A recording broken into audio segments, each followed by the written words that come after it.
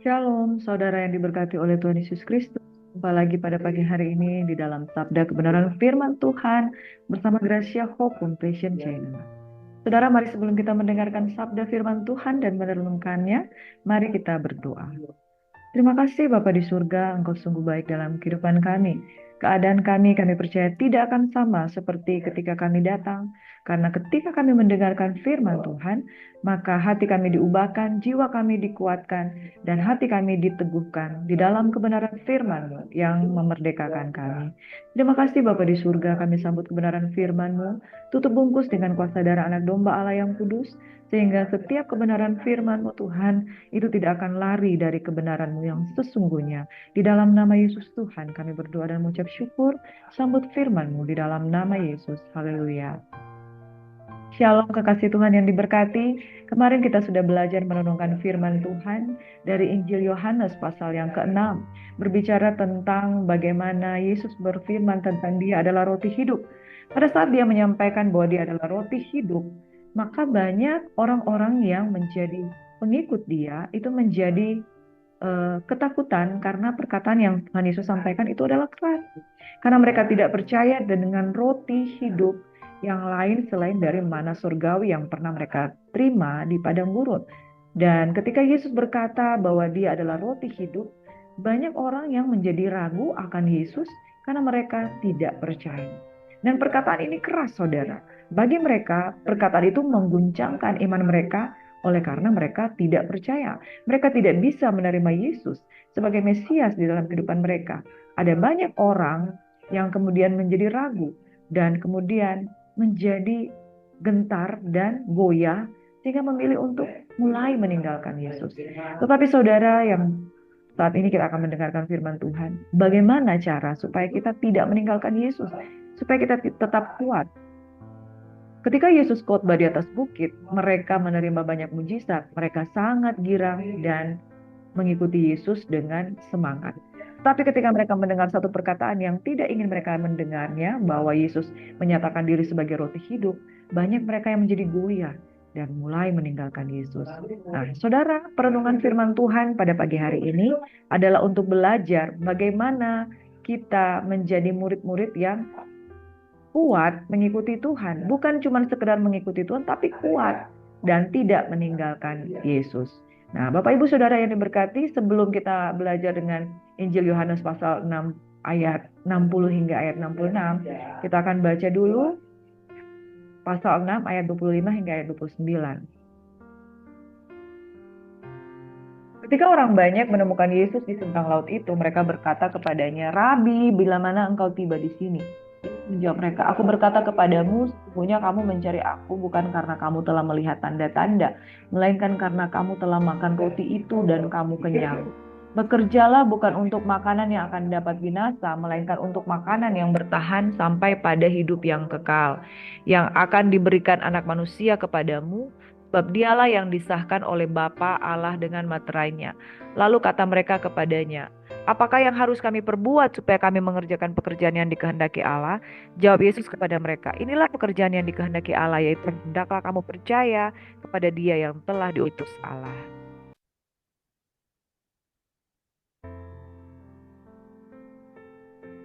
Saudara, kita melihat di sini bahwa mereka mengikuti Yesus. Mereka mencari Yesus bukan karena melihat tanda-tanda, melainkan karena makan roti itu dan kenyang. Jadi mereka tidak sedang mencari tanda-tanda bahwa Yesus adalah Mesias, tetapi karena makanan yang mereka terima, karena makanan yang mereka terima. Nah, saudara, bagaimana supaya kita menjadi kuat mengikuti Yesus dan tidak meninggalkan Yesus? Perhatikanlah motivasi kita mengikuti Tuhan. Kalau motivasi kita mengikuti Tuhan hanya untuk mencari tanda-tanda, melihat mujizat, makan roti, dikenyangkan, dipuaskan secara jasmani, maka saudara itu akan sulit memiliki motivasi yang murni di hadapan Tuhan. Kalau motivasi kita tidak murni, makanan habis, kita akan meninggalkan Yesus. Mujizat kita tidak lihat, kita akan meninggalkan Yesus. Tanda-tanda itu kita tidak lihat, kita akan meninggalkan Yesus. Makanya firman Tuhan katakan, bekerjalah bukan untuk makanan yang akan dapat binasa, melainkan untuk makanan yang bertahan sampai pada hidup yang kekal.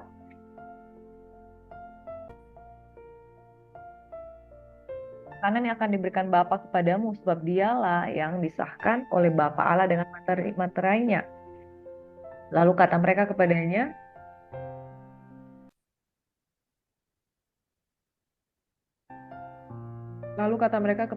apa yang harus kami lakukan supaya kami mengerjakan pekerjaan yang dikehendaki Allah? Nah, di sini kita lihat bahwa ketika Tuhan menyadarkan mereka, perhatikan motivasi kalian. Kalian mengikuti aku karena tanda, kalian mengikut karena ingin melihat mujizat, karena mendapatkan makanan, karena akan mendapatkan kesembuhan. Bagaimana kamu harus mengerjakan pekerjaan dikehendaki oleh Allah? Inilah pekerjaan yang dikehendaki oleh Allah, yaitu hendaklah kamu percaya kepada Dia yang telah diutus Allah. Percaya itu kan menjadi unsur yang sangat penting untuk diluruskan motivasi kita. Motivasi yang benar adalah lihat Tuhan, saudara. Lihat pekerjaan Tuhan, lihat apa yang Dia kehendaki, maka saudara akan diluruskan. Nah, saudaraku yang diberkati oleh Tuhan Yesus Kristus, kalau motivasi kita benar, kita akan kuat dan teguh dan tidak gampang meninggalkan. Ayat 60 hingga ayat 66. Murid-murid yang meninggalkan Yesus. Sesudah mendengar semuanya itu, banyak dari murid-muridnya yang berkata, perkataan ini keras, siapakah yang sanggup mendengarkannya? Saudara, perkataan ini keras karena Yesus mengatakan Dia adalah roti hidup. Sesuatu yang mengguncang iman mereka. Kenapa mengguncang iman mereka? Mereka mempercayai sesuatu yang lain, yaitu mana surgawi itu turun dari surga kepada nenek moyang mereka di padang gurun. Mereka tidak percaya ada roti hidup yang lain. Kenapa mengguncangkan? Saudara, paradigma mereka diguncangkan oleh satu kebenaran yang lain, yang baru bagi mereka. Karena itu perkataan itu disebut keras, karena mengguncangkan fundamental dari kepercayaan mereka. Yesus yang di dalam hatinya tahu bahwa murid-muridnya bersungguh tentang hal itu berkata kepada mereka, adakah perkataan itu menggoncangkan imanmu? Dan bagaimana jikalau kamu melihat anak manusia naik di tempat di mana ia sebelumnya berada? Saudara, karena mereka sulit percaya bahwa Yesus adalah roti hidup. Sulit percaya dan menerima bahwa Yesus adalah Mesias. Dan bagaimana lebih tidak digoncangkan lagi kalau anak manusia itu naik di tempat yang sebelumnya ia berada, yaitu di surga, di kerajaannya yang kerajaan Bapa, yang surga yang kekal, saudara. Lebih tergoncang lagi, saudara, karena apa? Orang yang punya perspektif yang dia percayai dari dirinya sendiri, dia akan sulit menerima satu perspektif yang baru. Sementara Tuhan turun ke surga, dari surga ke dunia ini untuk memperkenalkan dirinya. Dia memperkenalkan satu perspektif yang baru. Dan perspektif ini mengguncang orang-orang Yahudi pada zaman itu. Padahal sesungguhnya dia yang turun dari surga itu mereka harus menerimanya. Apa bedanya dengan mana surgawi yang ketika pertama kali mereka menerimanya mereka juga tidak mengerti. Jadi mereka belum siap terhadap satu kebenaran yang baru. Bahwa Yesuslah Tuhan, Yesuslah roti hidup itu, saudara. Rohlah yang memberi hidup, daging sama sekali tidak berguna. Perkataan yang kukatakan kepadamu adalah roh dan hidup. Oleh karena mereka belum memiliki roh kudus dalam hidup mereka, belum dibangkitkan roh mereka oleh karena kelahiran baru, maka perkara-perkara roh itu tidak dapat mereka pahami. Itu sebabnya saudara, penting bagi kita untuk memiliki kehidupan roh, sehingga kita dapat memahami pekerjaan roh yang daripada Tuhan. Tetapi di antaramu ada yang tidak percaya, sebab Yesus tahu dari semula siapa yang tidak percaya dan siapa yang akan menyerahkan dia. Lalu ia berkata, sebab itu telah kukatakan kepadamu, tidak seorang pun dapat datang kepadaku kalau Bapa tidak mengaruniakannya kepadanya. Mulai dari waktu itu banyak murid-muridnya mengundurkan diri dan tidak lagi mengikut dia. Maka kata Yesus kepada ke-12 murid, apakah kamu tidak mau pergi juga? Jawab Simon Petrus kepadanya, Tuhan, kepada siapakah kami akan pergi? Perkataanmu adalah perkataan hidup yang kekal. Saudara, jikalau seseorang tidak diberikan karunia, maka dia tidak bisa datang kepada Tuhan. Kalau Bapa memberikan karunia kepadanya, maka dia bisa datang. Pertanyaannya, pada siapakah karunia Tuhan diberikan saat ini? Pada semua orang berkuasa. Mulai dari waktu itu, banyak murid yang mengundurkan diri dan tidak lagi mengikuti dia. Ayatnya 666. Kok pas ya, saudara? Bilangan itu adalah 66 dan bilangan itu adalah manusia.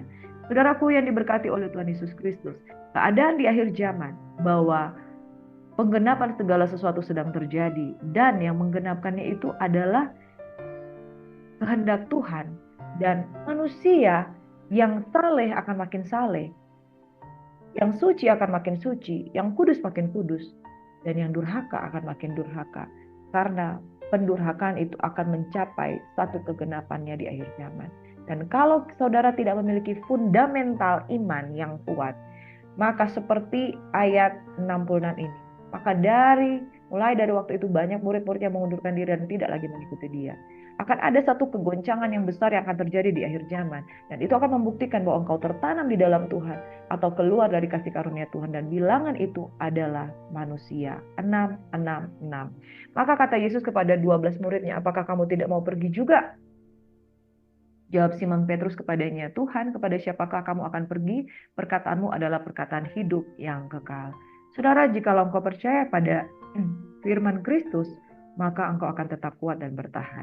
Ke-12 muridnya dia tantang, kamu juga tidak mau pergi, tetapi mereka tetap bertahan karena mereka percaya pada perkataan Yesus yang penuh dengan kekekalan. Saudara, berapakah jumlah murid Yesus? Pasal 6 ayat pertama dan seterusnya itu berbicara tentang Yesus berkhotbah di atas bukit. Ingat, Yesus memberi makan 5.000 orang, laki-laki di luar perempuan dan anak-anak. Saudara bayangkan begitu banyaknya orang mengikuti dia. Tetapi ayat 66, banyak murid yang mengundurkan diri dan tidak lagi mengikuti dia. Pertanyaan Yesus kepada ke-12 muridnya, apakah engkau tidak pergi juga? Jadi saudara, lebih banyak orang yang meninggalkan Yesus daripada orang yang mengikuti Yesus. Oleh karena apa? Bukan soal jumlah, tetapi soal motivasi yang lebih banyak untuk mengikuti Tuhan. Ternyata jauh lebih banyak motivasi untuk mujizat, makanan, berkat, kesembuhan, dibandingkan motivasi untuk percaya kepada perkataan Yesus yang hanya 12 orang. Hari-hari ini akan terjadi penampian. Berapa banyak murid-murid Tuhan yang sesungguhnya mengikuti Yesus oleh karena perkataan Kristus. Apakah lebih banyak yang percaya pada perkataan Kristus atau lebih banyak yang sekedar motivasinya untuk cari mujizat? Ayat 69, dan kami telah percaya dan tahu bahwa engkau adalah yang kudus dari Allah. Jawab Yesus kepada mereka, bukankah aku sendiri yang telah memilih kamu, yang 12 ini? Namun seorang di antaramu adalah iblis. Yang dimaksudkannya ialah Yudas, anak Simon Iskariot. Dialah yang menyerahkan Yesus, dia seorang di antara ke-12 murid itu. Dengan bangganya Yesus berkata di ayat ke-70, bukankah aku sendiri yang telah memilih kamu yang 12 ini? Memang mereka tidak meninggalkan Yesus karena 12 orang ini adalah pilihan Tuhan. Tapi satu yang dia tahu bahwa diantaranya ada orang yang memang akan mengkhianati dia. Yesus tahu itu dan dia akan ada di tengah-tengah mereka. Sebab Yudas itu akan tergenapi janji firman Tuhan bahwa ada seorang yang akan mengangkat tumbenya kepadaku. Itu memang sudah tercatat, saudara. Itu memang terjadi dan harus terjadi. Supaya penyaliban itu betul-betul terlaksana. Oleh karena itulah yang Tuhan izinkan terjadi. Tetapi barang siapa yang membuka diri terhadap pencobaan itu, dialah yang akan menjadi orang yang mengkhianati Yesus. Dan itu adalah Yudas.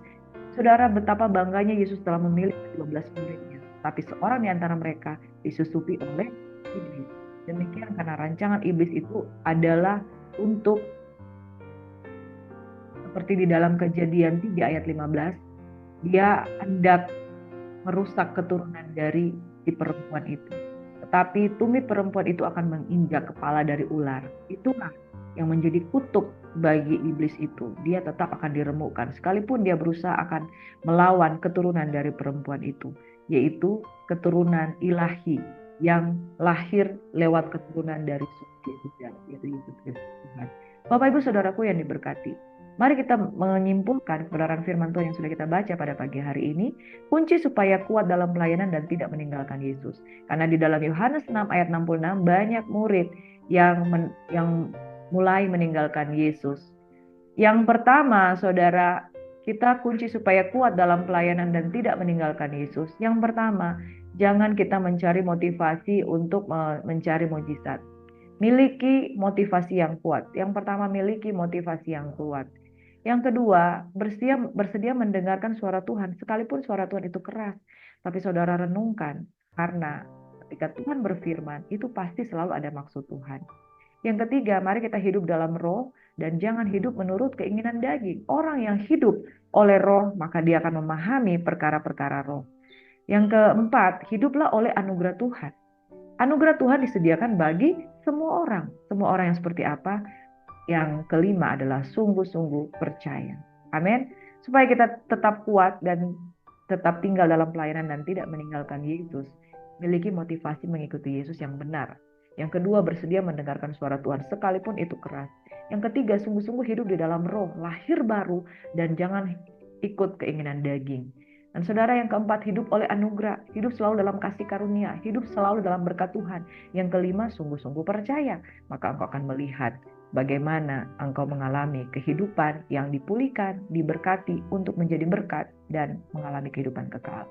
Mari saudara, jangan seperti murid-murid yang mereka bertemu Tuhan di atas bukit karena makanan, mujizat, kesembuhan. Orang yang dipilih Tuhan dan mereka yang diizinkan Tuhan untuk dipilih dan menjadi hambanya yang diutus sebagai murid, mereka akan tetap kuat dan bertahan. Mari kita bersatu di dalam doa. Bapa di surga, biarlah kami memiliki motivasi yang murni, tetap sungguh-sungguh percaya mendengarkan suara Tuhan sekalipun suara Tuhan itu keras dan mengubah paradigma perspektif kami di dalam sesuatu hal. Tetapi ketika kami sungguh-sungguh percaya dan tinggal di dalam anugerah Tuhan, maka kami akan menjadi murid-murid yang kuat, yang tidak sembarangan untuk meninggalkan Yesus. Bapa di surga, kami mengangkat tangan kami, biarlah kami menjadi murid-murid Tuhan yang setia, menjadi pribadi yang selalu hidup di dalam roh. Sangkal diri, pikul salib, mengikuti Tuhan setiap hari. Itulah yang engkau kehendaki di dalam diri murid-murid Kristus. Sehingga tidak gampang goyah, tidak gampang terintimidasi, dan tetap setia mengikuti Yesus. Ini doa kami, harapan kami Tuhan. Kami bawa doa kami ke dalam tangan Tuhan yang penuh kasih. Diberkatilah murid-murid Kristus. Diberkatilah orang yang melayani Tuhan. Diberkatilah orang yang mengikuti Kristus. Di dalam nama Yesus Tuhan, kami menyerahkan hati dan kehidupan kami di dalam pikiran Kristus, perasaan Kristus, yang terdapat juga di dalam Kristus Yesus, yang walaupun dalam rupa Allah tidak menganggap kesetaraan dengan Allah itu sebagai milik yang harus dipertahankan, melainkan engkau telah merendahkan dirinya dan taat sampai mati. Engkau telah menjadikan engkau serupa dengan, engkau telah menyangkal dirimu, engkau telah meninggalkan kesetaraan dengan Allah itu dan meninggalkan kesetaraan dalam nama Tuhan Yesus Kristus. Terima kasih Bapa di surga, kerendahan hati menjadi bagian kami, dan setiap orang yang mengenal Tuhan akan tetap kuat dan bertindak. Terima kasih, kami mengangkat tangan, tanda kami berserah, urapi setiap kami Tuhan. Tuhan memberkati dan melindungi engkau. Tuhan menyinari engkau dengan wajahnya, memberikan engkau kasih karunia. Tuhan menghadapkan wajahnya kepadamu, memberikan engkau damai sejahtera. Keluar masukmu diberkati, ditunggui dan dijagai oleh Tuhan. Dalam nama Yesus, semua yang percaya diberkati Tuhan. Sama-sama katakan, haleluya, amin. Shalom saudaraku, Tuhan Yesus memberkati. Selamat beraktivitas.